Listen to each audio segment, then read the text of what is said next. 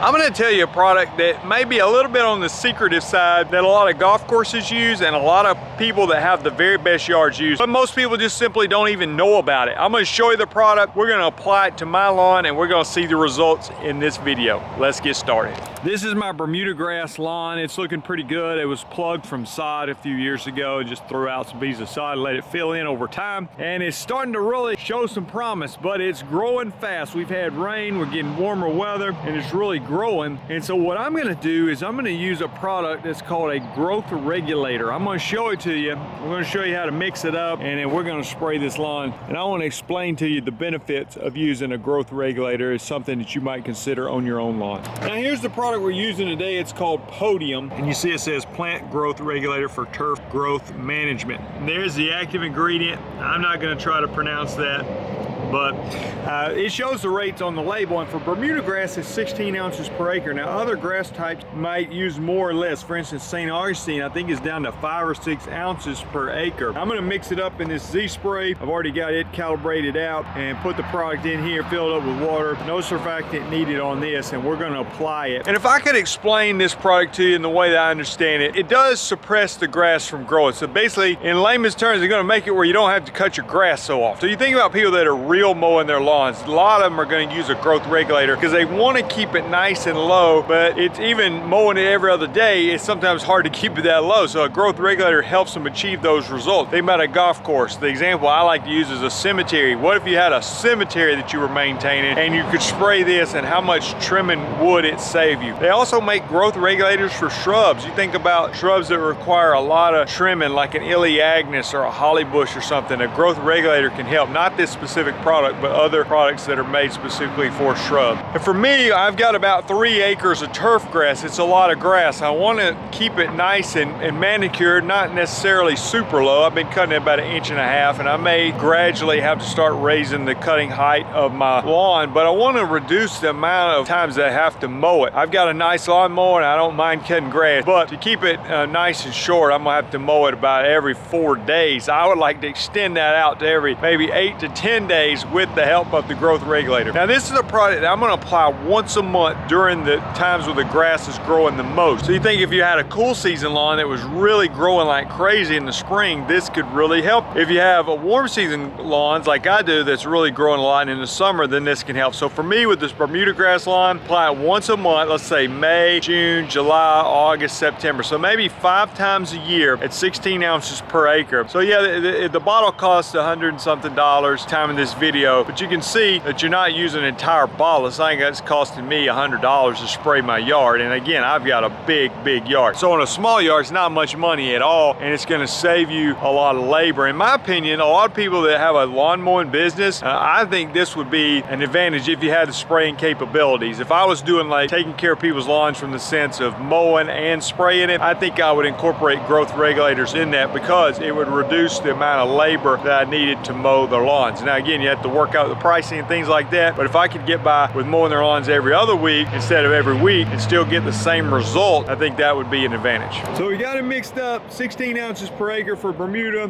So I'm gonna get spraying with the Z spray, and then we're gonna observe and see. There might be some areas around the edges that I don't spray. We can see how fast that grows, or I may intentionally leave part of my lawn unsprayed so that we can compare. But just to be clear, this is not a product that's trying to make your lawn sick so that it doesn't grow. It actually takes the energy that the plant uses to grow vertically and helps it to grow more horizontally and even grow deeper roots. And I've heard that when you quit using this product, like let's say you use it for a month and then you don't use it, that you might actually get a boost in growth. So for me, I'm going to plan to use this all through the summer and try to keep my yard nice and tight without having to mow it every 5 days. People also say that growth regulator can actually help your grass, like our warm season grasses that spread, can help it to spread a little bit more quickly if you have a thin area or a bare area. Personally, in the times I've used it in the past, I haven't seen that as much, but I've definitely seen that it can reduce my mowing basically by half. Let's get to spraying.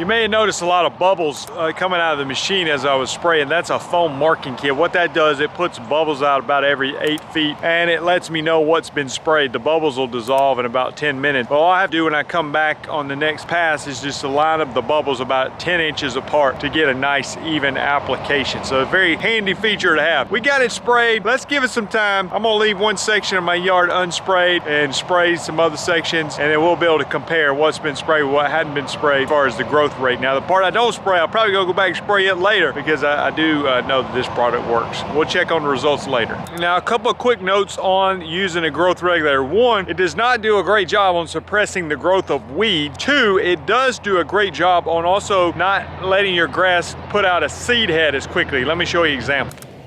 Certain grasses will go to seed a lot faster than others.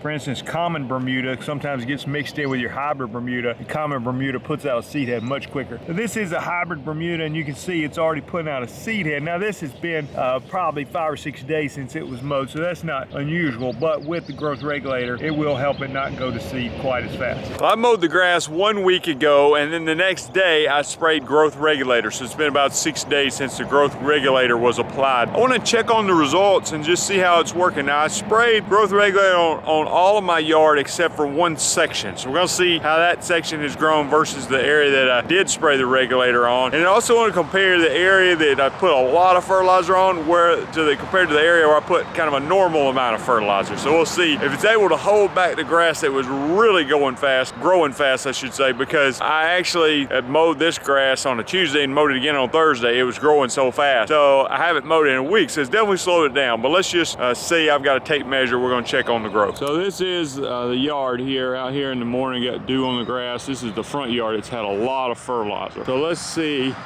how it's done as far as suppressing the growth. Now you'll notice as you look at it, it doesn't really suppress the nut sedge from popping up. So that's just part of life, you know, but this may be the world's sorriest tape measure here. I've been cutting at 1.5 inches, but I mean, that don't mean that it's actually 1.5 inches, you know, but anyway, I'm gonna call that somewhere around 2.5 inches, you know, based on this pathetic tape measure. There may be a blade that reaches up close to 3 inches, but in general, that's 2.5, 2.25, something like that. So again, I'm not saying it was exactly 1.5 inches when I mowed it. It may have only grown 1/4 inch, I'm not sure. This is the part that's had a lot of fertilizer. So let's go over here and check this section out that did not have the growth regulator. Now it didn't have quite as much fertilizer either, but let's just see if we can find a healthy patch here, see what it looks like.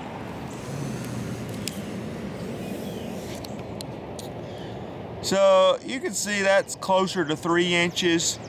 So not a giant difference. I do wonder if I'd have put tons of fertilizer on this, what it would have done on this side compared to the, you know, how much more it would have grown. But so maybe it suppressed a 1/2 inch growth in a week over there. I mean, I can just tell noticeably again after mowing it 2 days later last time, and now it's been a week, and I feel like I can mow it no problem. And I'm actually gonna probably mow it today, and I'm probably gonna cut it instead of 1.5 inches. I'm gonna raise it up 1/4 inch, go 1 3/4. Because honestly, I've been scalping some areas that I'm trying not to do anymore. Okay, and I've got a load of sand I'm spreading out in here so I can smooth it out and hopefully not scalp it. One thing I want you to notice over here on this side, and again, this is the side without the growth regulator on it. But you see these kind of patches that look weird? What that is, that's common Bermuda grass versus the hybrid Bermuda grass. You see how much different it looks? It's just thinner, and then look at the seed heads popping up off of it. I mean, it's just, I don't like it. I don't know. I've got some patches you can see out there, all those little nasty looking patches. That's the common Bermuda with seed head. I thought about just trying to kill it off, not the whole yard, just literally spray those areas. And I think honestly by the end of the summer, hybrid Bermuda may fill in. So we'll see. It was there last year and it annoyed me, and that's back again this year, of course. It's not like it ever went anywhere, but it's just more noticeable when everything's growing. This is the backyard, the extreme back, which is basically a soccer field and a driving range and stuff like that. Now I mowed this like 3 days ago or something, so let me check it. I mean, it's not gonna have grown much because it was cut more recently.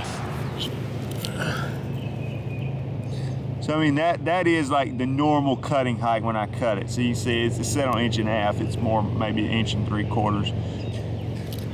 by looking at that, I can tell the front yard definitely has grown some because it was cut at the same height. Got one more section to check. In my yard, just so you know, like some of you follow the channel, this was all plugged from, I just threw out random pieces of sod, and that took a while. But you can see Bermuda grass just spreads so fast, and it just fills in, starts spreading and mowing. And this used to be, we bought this house about 4 years ago or so, 4.5 years ago, and it was all nasty briars and kind of swampy and some terrible tree. We had it cleared, and now I'm trying to plant back some trees, some good trees instead of the terrible trees that were in here. And we did leave like that big giant oak tree and some other trees along the creek here that look better. All right, last section here. This was mowed 1 week ago, had growth regulator sprayed, did not have like excessive fertilizer.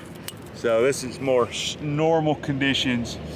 And you can see mowed 1.5 inches a week ago, and now it's, you know, close to 2 inches. So a 1/2 inch growth in a week is not bad. And we've had plenty of rain. You see dirt and sand behind me. I'm kind of leveling out some spots, things like that. So it definitely is working. Got more growth on the area where I put a lot of fertilizer, which is to be expected. There where a standard amount of fertilizer was put, then I've got about a 1/2 inch growth where I put extra fertilizer, we'll call it 1 inch worth of growth. And then where there was no, just normal fertilizer, but no growth regulator, we got about 1.5 inches worth of growth, okay? And then you see what was cut 3 days ago, it hasn't grown much at all. So the growth regulator is definitely working. And what I like about it, not only reduces how often I have to mow, but when I mow it, you know, I can just, I'm not baling hay out there, you know, I'm just kind of taking the top off. It's not an excessive amount of clipping to have to deal with. And it does suppress the seed head and stuff like that. The area over there with the common Bermuda did not get applied to growth regulator, so that's why, you know, the seed heads are popping up so quickly on that common Bermuda, which is going to go to seed much faster than the hybrid Bermuda. It would be interesting to see if I sprayed that with a growth regulator, would it suppress those seed heads for a while? I think it would, but eventually they're going to come back.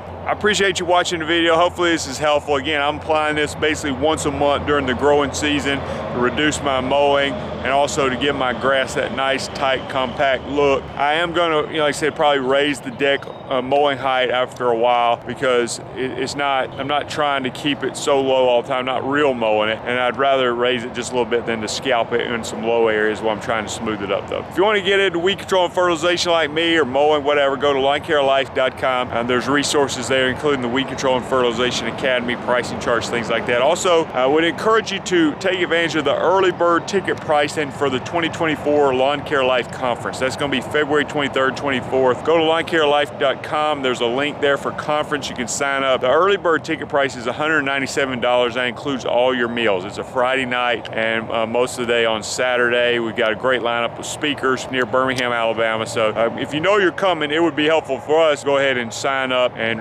register for that. Thanks for watching the video. We'll see you guys in the next one.